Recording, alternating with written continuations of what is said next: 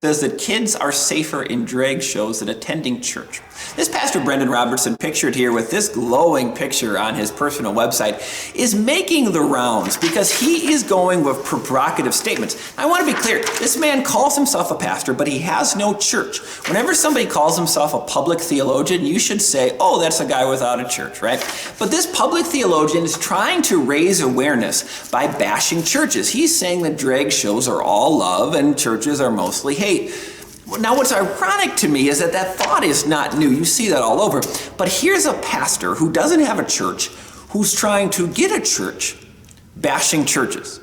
Like, is that your best business strategy you can do? Regardless of the fake theology, regardless of the empty morality, regardless of the empty arguments he proffers, your strategy as a pastor is to find a church by bashing them.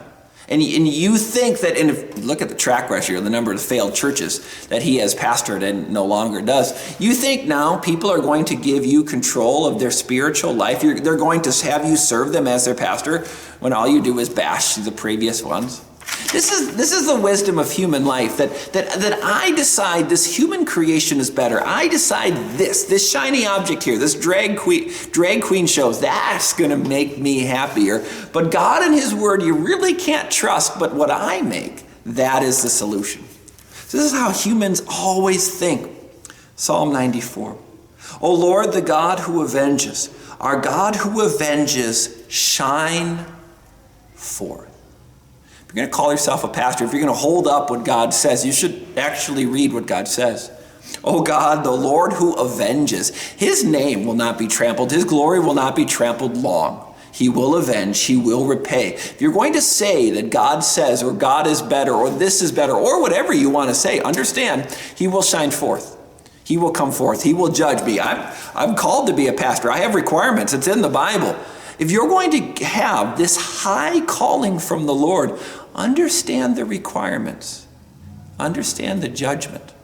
Understand the avenging. It's a lot easier to have a lot of praise on social media and fawning things in Rolling Stone. But the truth is, God judges. God holds true. In a world of God's judgment, in a world of pain and difficulty, we do want love, and that's where the cross is. That's where Jesus Christ, our Savior, is. That's not preached at any drag queen show or any this or that. No, I actually need what God alone can give, forgiveness and life.